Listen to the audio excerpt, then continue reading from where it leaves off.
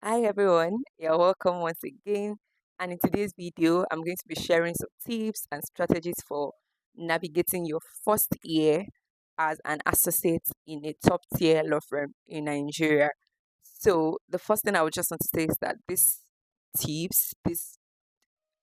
ideas that I'm going to be sharing, they are based on my experience and the experience of some of my friends, colleagues in working in top tier law firms in Nigeria. So, and the other thing I would also say is that these experiences are based on, like I said, top tier law firms.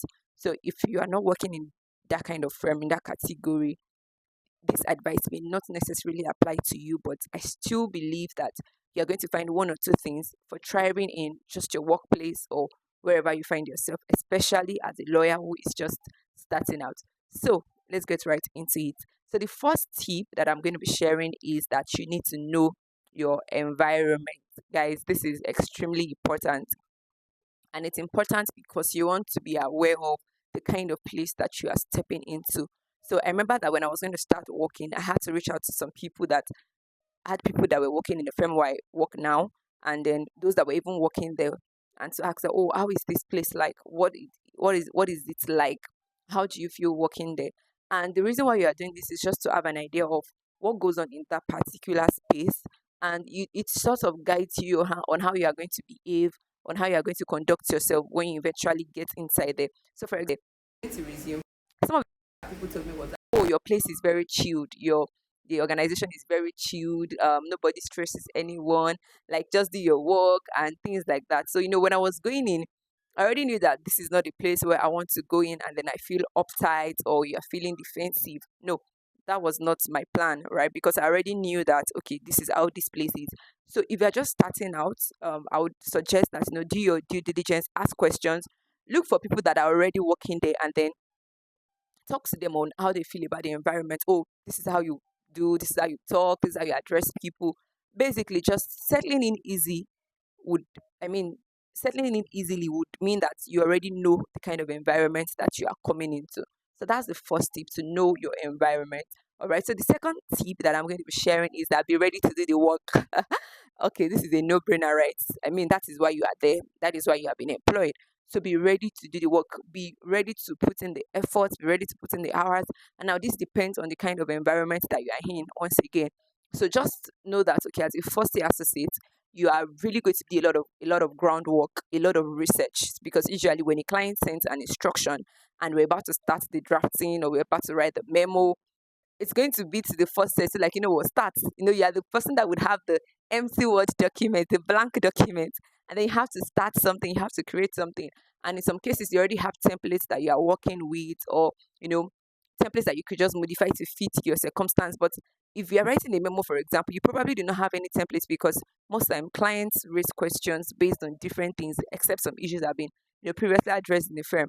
So you want to just do the work, you want to give your effort, you want to give your time, like, just put in research, put in your efforts. Because, for example, if you have a research question, you want to be sure that you are not citing a law that has been repealed, or you are not citing a law that does not even exist anymore, right? So do a lot of due diligence, do the hard work, do the groundwork, if I may just put it that way.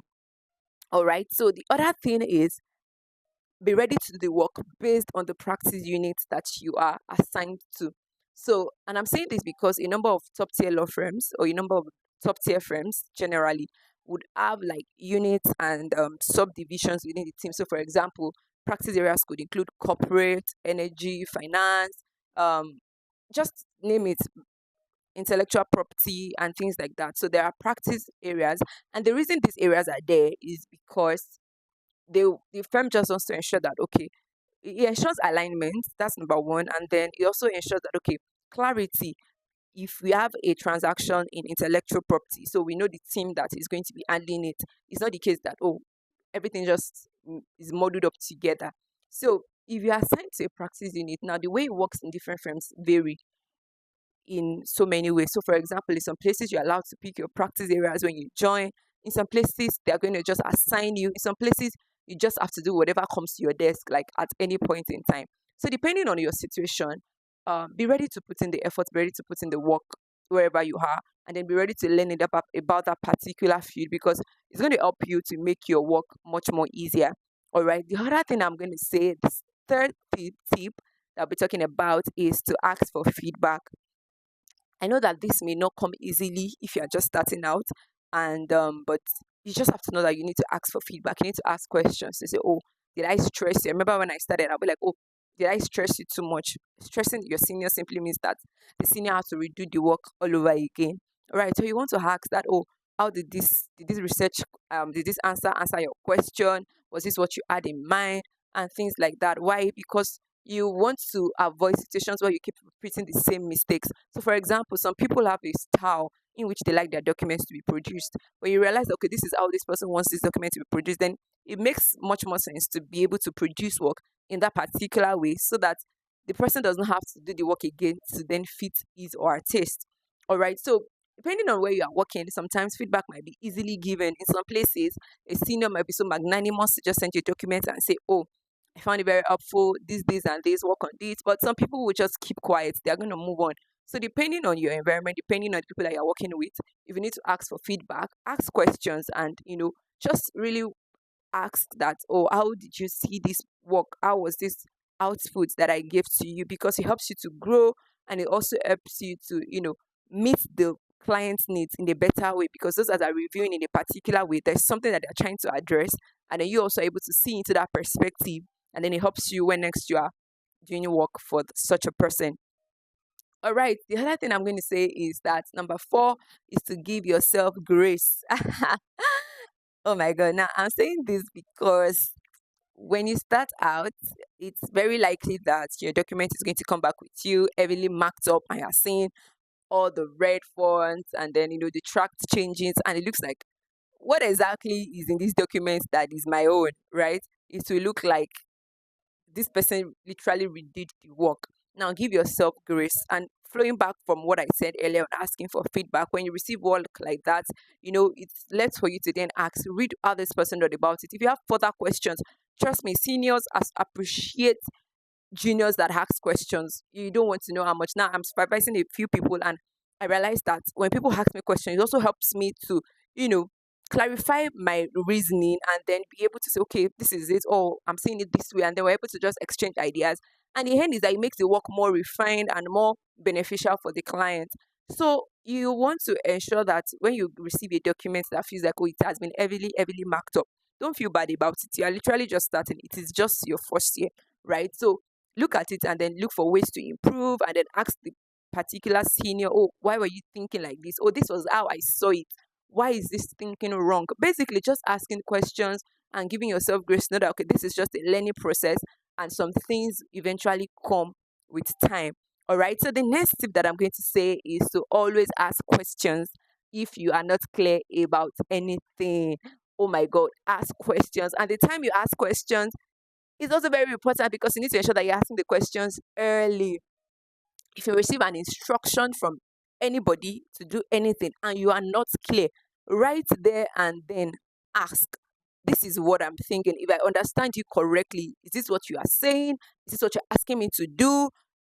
Just so that you ensure that you are going to do the right thing. Imagine if you were asked to come up with a response to a research question and you did not understand it. You went to do something else, and then they said, oh, get back to me in the next by COB, and then you come back by close of business, and it turns out that you're answering the wrong question. No, no.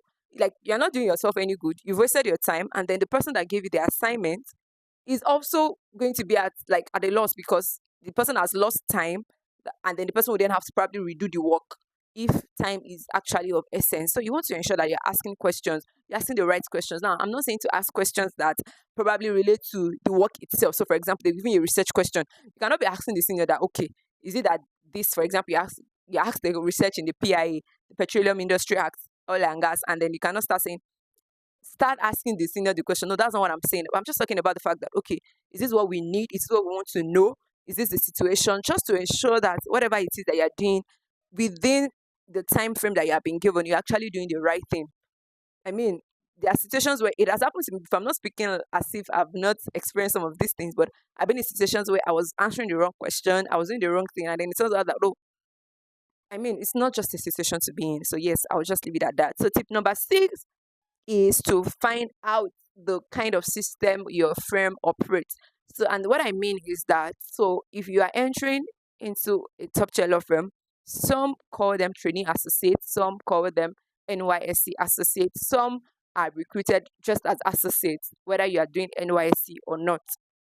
NYC is the National Youth Service Corps, right? So if you are in an environment where it is not certain that people are going to be retained after that year, after the mandatory program, you need to ask questions. If it's a place where you're interested in working in, or you feel like you want to be retained, ask the people that are there already, or what are the things that people do?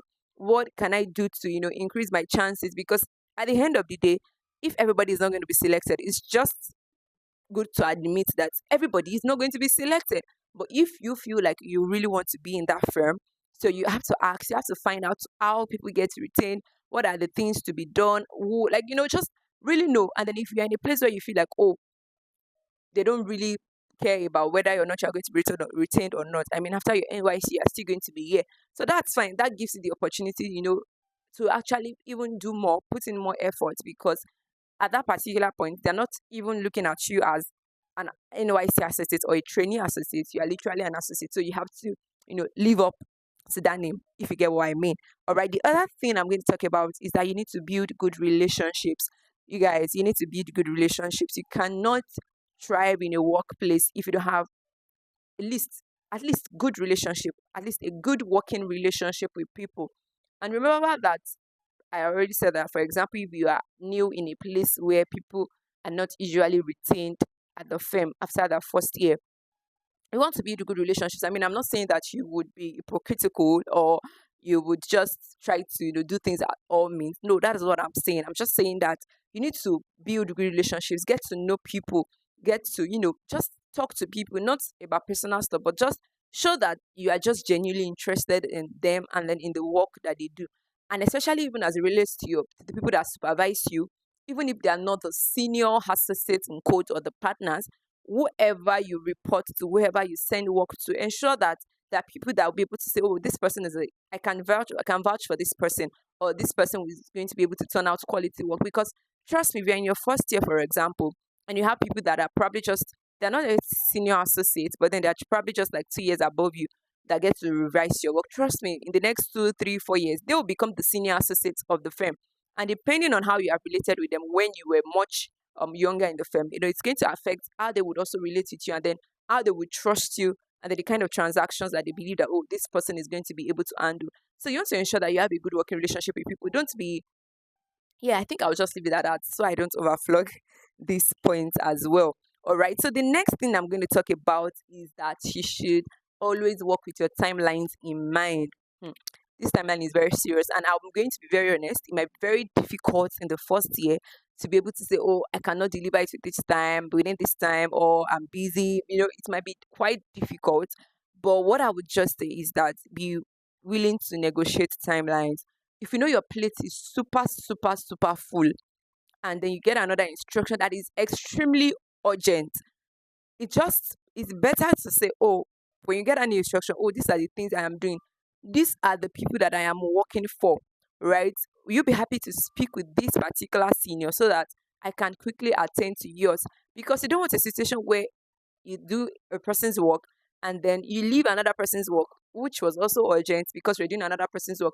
Person will just say that, oh, you could have just told me, I would have as well given the work to another person, right? So remember that the context is that we are talking about a top tier law firm. So more often than not, there would always be somebody else that can do the exact instruction that you are carrying out. So if you know that you are very swamped, you are busy, and then you'll not be able to take further instructions, negotiate timelines. Oh, I bet, can I give this to you tomorrow morning?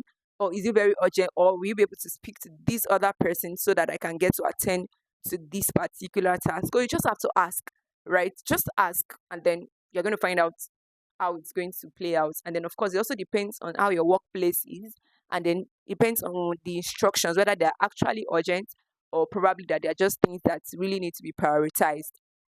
All right. So the other thing I'm going to talk about in navigating your first year in a law firm in Nigeria is that, be open minded. And I'm saying this in respect to practice areas. So in some places, they're going to fix you in a particular practice area. In some other law firms, you get to choose. I mean, I already mentioned before, you get to do anything that your hands finds to do, literally. But if you are placed in a practice group where you feel like, oh, I'm not interested. So for example, maybe you are interested in intellectual property, and then it turns out that they placed you in the finance practice group. I would suggest that you should be open hearted.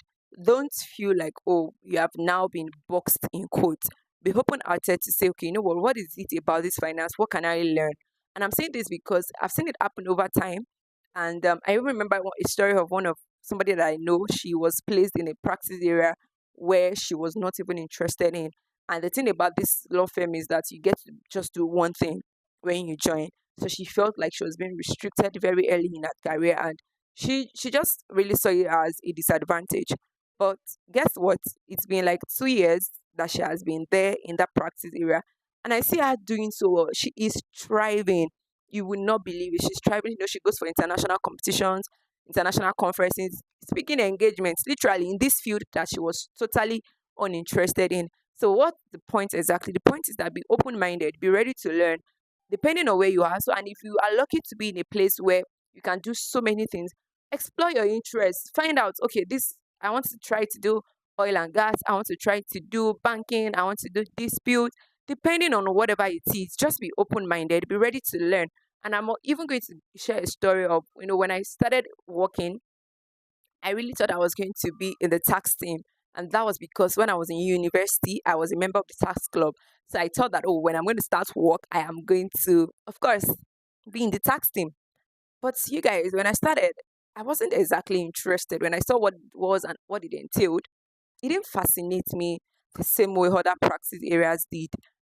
So you just want to make sure that, okay, you're not going with a bias. You're not going to say, oh, it's just you already have a fixed mindset to say, oh, it's either intellectual property or not. Be open minded, be ready to explore other areas, and trust me, clarity would always come along the way. All right. So the other thing I'm going to say is that you should be known for doing excellent work. You guys, this cannot be overstated. You need to do excellent work. Now remember that you are just in your first year, you are just starting out. So there are chances that you probably will not be able to, attend to tax, at least based on how the firm requires it, in the perfect way, if you get what I mean. You are just starting, you're just trying to learn the ropes, you're just trying to draft. I remember the first time I I worked on an instruction. The story makes me laugh every time. I worked on an instruction. That was my first instruction from particular senior.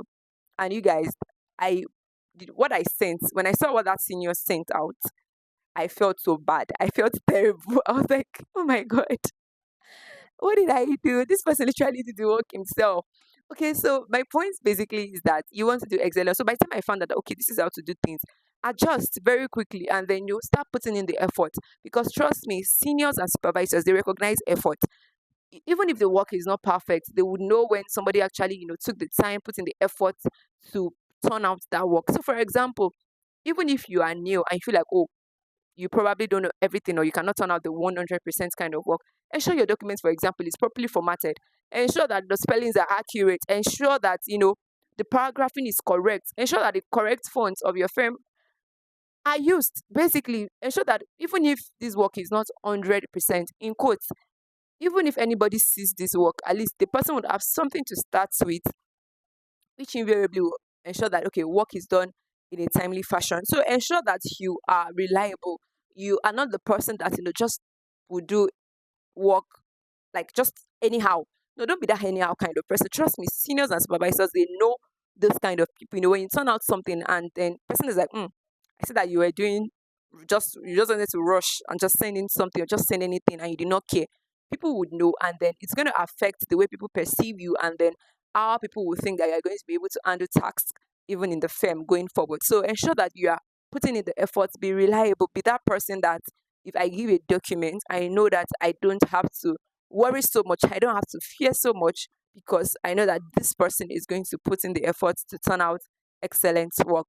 All right. So the next thing that I'm going to say is that, prioritize deadlines that look very far away to an extent, right? So still prioritize them to an extent. So for example, let's say today is a Monday, and then you get an instruction that, oh, please turn this in the next 2 weeks.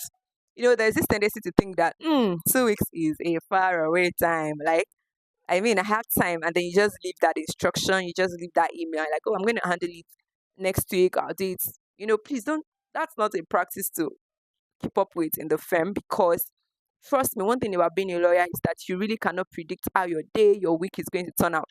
So you may feel like, oh, you'll be less busy next week. You never know what next week really really holds. And then it turns out that if the person gave you 2 weeks, just some few days to the deadline, you get extremely busy with more important and urgent work, and then you are unable to meet that deadline. No, it's going to look somehow to say, oh, I gave you something for 2 weeks and you could not even turn it in within 2 weeks. Like, how is that even possible? So, to avoid such situations, ensure that, even if you have a far away deadline, start the task, even if it's bit by bit. Whenever you get free or you are less busy, just start something, do something, so that by the time the deadline is even close, I mean, who says you cannot even turn it in before the deadline? All right. So, with these tips, I hope that you have learned a thing or two. Like I said, these tips are majorly based on my own experience from working, and, of course, the experience that I have seen my colleagues, friends, and other associates go through generally. So, I hope this would help even as you navigate your first year as a lawyer. And let me know if this video is helpful. I'll be happy to answer further questions in the comments. Thank you for watching. Bye.